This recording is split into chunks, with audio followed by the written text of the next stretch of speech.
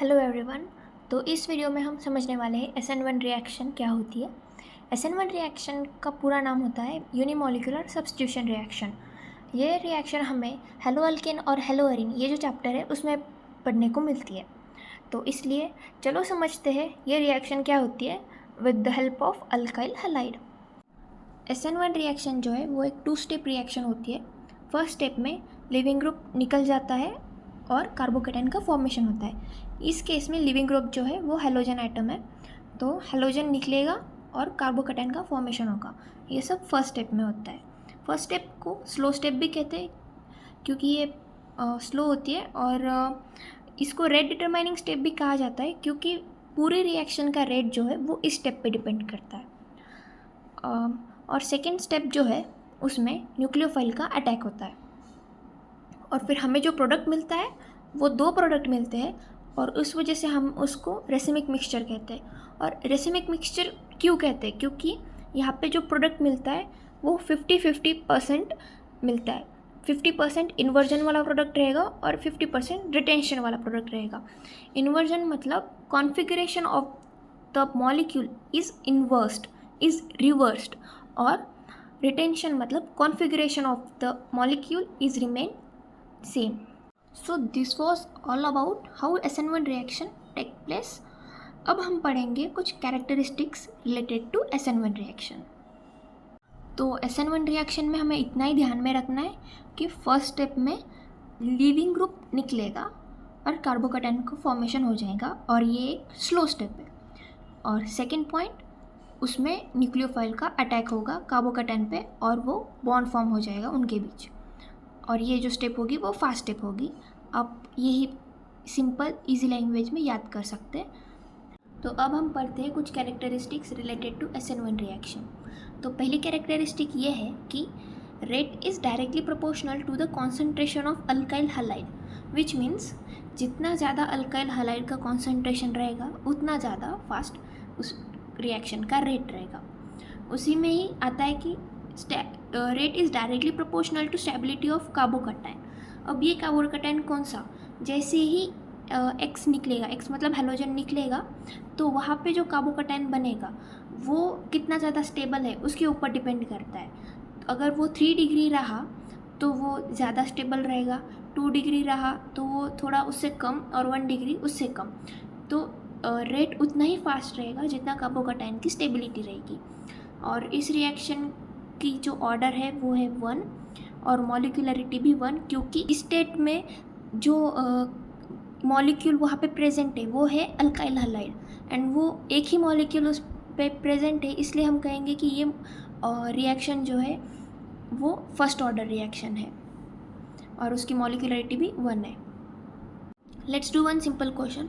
इसमें हमें बताना है कि रेट ऑफ रिएक्शन किस में ज़्यादा फास्ट रहेगी। तो हमने अभी वह ऊपर पॉइंट पढ़ा कि rate of reaction is directly proportional to the stability of carbocation. अब ये पॉइंट हम यहाँ पे क्यों ले रहे हैं? क्योंकि यहाँ पे जो अल्काइल हैलाइड है वो अलग अलग डिग्रीज पे है। लाइक ये वाला जो है वो 1 डिग्री अल्काइल हैलाइड है, ये वाला भी 1 डिग्री अल्काइल हैलाइड है, और ये वाला जो है ये 2 डिग्री अल्काइल हैलाइड है, और ये वाला जो है ये 3 डिग्री अल्काइल हैलाइड है। तो हमें तो पता है कि जो रेट रहेगा that is proportional to stability of carbocation, और वो कैसे रहेगा? 3 degree greater than 2 degree greater than 1 degree. तो यहाँ पे रेट कैसा आएगा? इसका सबसे ज़्यादा आएगा, फिर इसका आएगा, एंड देन इसका। अब इन दोनों, ये दोनों तो 1-1 डिग्री के हैं, फिर भी इनमें क्यों इसका ज़्यादा? क्योंकि यहाँ पे जो CH3 का ग्रुप है इससे कार्बोकेटाइन जो यहाँ पे बनेगा उसको इलेक्ट्रॉन मिलेगी, क्योंकि इसका प्लस आई इफेक्ट लगेगा तो उसको वो इलेक्ट्रॉन डोनेट करेगा।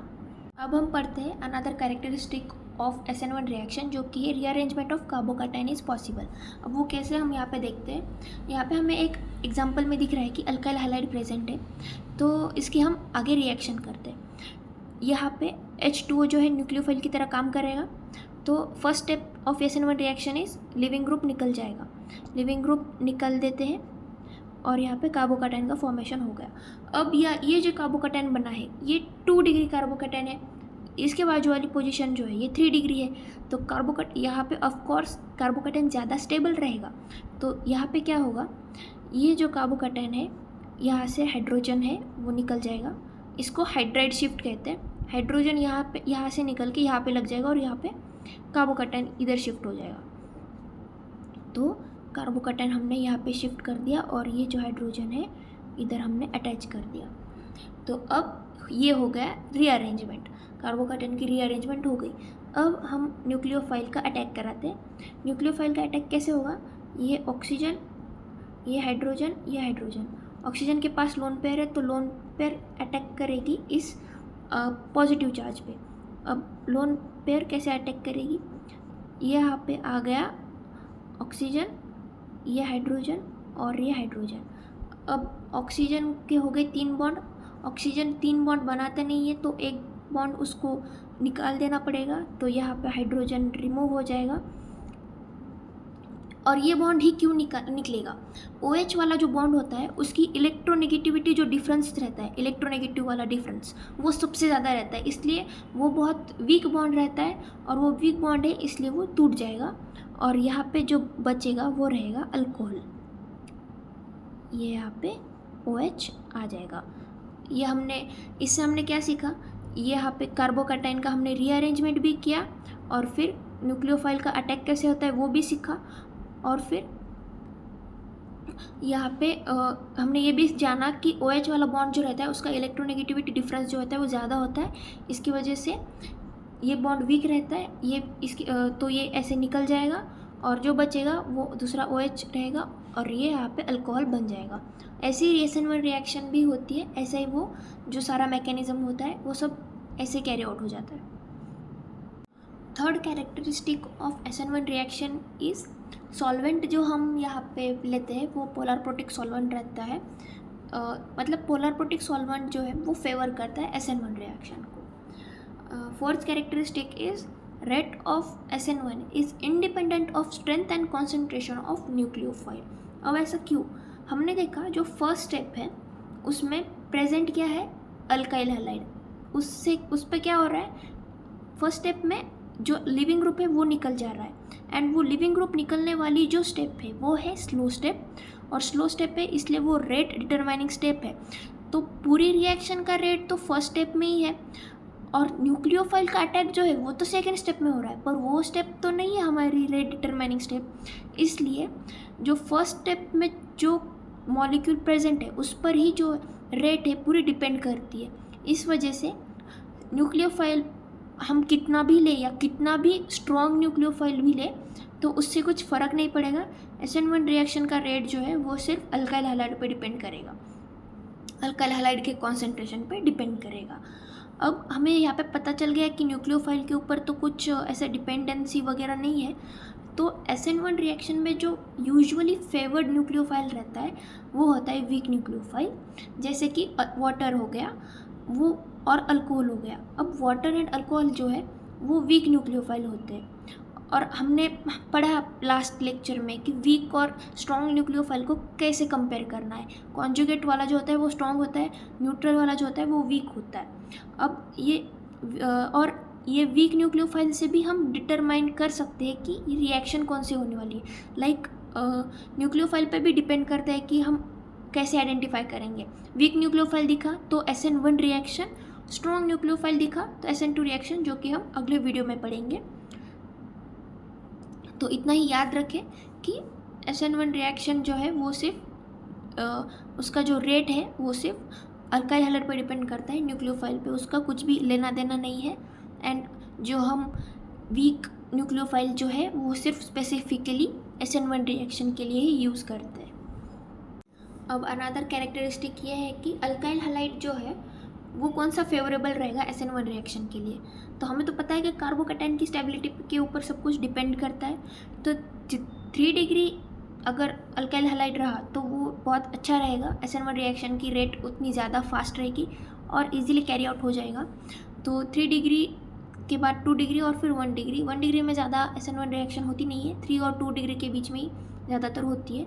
कंपेयर करने को लिया तो हम 1 डिग्री को ऐसे सबसे लास्ट में डाल देते हैं। तो हमें यहाँ पे बताना यही है कि which will be the most favourable alkyl halide, so it will B 3 degree greater than 2 degree greater than 1 degree. Let's understand about the stereochemistry. अब SN1 रिएक्शन जो है उसका जो प्रोडक्ट हमें मिलेगा उसमें रेसिमाइजेशन ऑफ द कॉन्फ़िगरेशन होगा। अब इसका मतलब क्या है, हमें दो प्रोडक्ट मिलेंगे, एक प्रोडक्ट मिलेगा रिटेंशन वाला, एक प्रोडक्ट मिलेगा इन्वर्जन वाला। रिटेंशन मतलब क्या, रिटेंशन मतलब कि configuration of the molecule is remain same. और फिर इन्वर्जन मतलब क्या, इन्वर्जन मतलब कि configuration of the molecule is inversed. अब ये कैसे होगा, तो हमें यहाँ पे दिख रहा है कि ये जो कार्बोकटाइन वाली जो स्टेट है ये जनरली मतलब कार्बोकटाइन जो होता है वो sp2 हाइब्रिडाइज्ड होता है। sp2 हाइब्रिडाइज्ड मतलब वो कि एक प्लेनार मॉलिक्यूल है। अब ये प्लेनार है तो न्यूक्लियोफाइल का अटैक इस पे पीछे से और आगे से दोनों तरफ से हो सकता है। अगर पीछे से हुआ तो इन्वर्जन हो जाएगा और अगर आगे से हुआ तो रिटेंशन हो जाएगा। आगे से मतलब कि जहाँ से लिविंग ग्रुप निकला है वहीं पे न्यूक्लियोफाइल का अटैक होगा, और पीछे से मतलब कि जहाँ से लिविंग ग्रुप निकला है उसके अपोजिट साइड से अटैक अगर हुआ तो हम वहाँ पे समझेंगे कि इन्वर्जन ऑफ द कॉन्फ़िगरेशन हुआ है। तो ये रही स्टीरियोकेमिस्ट्री के बारे में हमने यहाँ पे बात की। अब पढ़ते हैं कि रेट ऑफ SN1 रिएक्शन जो है that is directly proportional to leaving group ability and inversely proportional to basicity. मतलब लिविंग ग्रुप एबिलिटी तो इन्वर्सली प्रोपोर्शनल टू बेसिसिटी होता ही है, इस वजह से रेट ऑफ SN1 भी इन्वर्सली प्रोपोर्शनल टू बेसिसिटी हो गया। अब हमें तो पता ही है कि लिविंग ग्रुप के कौन सा अच्छा है कौन सा बुरा, हमने वो लास्ट लेक्चर में पढ़ लिया कि लिविंग ग्रुप को कैसे आइडेंटिफाई करना है कि कौन सा अच्छा है। तो अब उससे ऊपर क्या एग्जांपल देखते हैं कि रेट कंपेयर करते हैं कि कौन सा इसमें फास्टर रहेगा SN1 रिएक्शन। तो आयोडीन है जो कि एक सबसे अच्छा लिविंग ग्रुप है, वो जल्दी निकलेगा तो SN1 रिएक्शन भी उतनी जल्दी से ही होगा। फ्लोरीन जो है वो बुरा लिविंग ग्रुप है तो वो धीरे से निकलेगा तो SN1 रिएक्शन उसमें बहुत स्लो ही होगा। तो हमें यहाँ पे साफ साफ दिख रहा है कि आयोडीन का rate will be greater than bromine वाला alkyl halide and it will be greater than chlorine वाला and then it will be greater than fluorine वाला alkyl halide. So that's it for the video guys. अगर कुछ समझ में नहीं आया तो प्लीज़ कमेंट डाउन एंड मैं यहाँ पे आपके लिए मेरे खुद के जो नोट्स हैं वो वहाँ पे पिन कर दूँगी कमेंट बॉक्स में। उससे आपको आसानी होगी और आपको बहुत हेल्प भी होगी क्योंकि मैंने बहुत अच्छे से लिखा है सब कुछ एंड आपको समझ में आ जाएगा। तो इस लेक्चर में मैंने जितना कवर किया मैं वहाँ से लेकर इस पॉइंट तक सारे नोट पिन कर दूँगी और उसमें बहुत ज़्यादा एग्जांपल्स भी है तो आपको इजी रहेगा। अगर खुद से एग्जांपल सॉल्व करने हो, समझ के लेना हो तो आपको वो इजीली हो जाएगा। So that's all, thank you.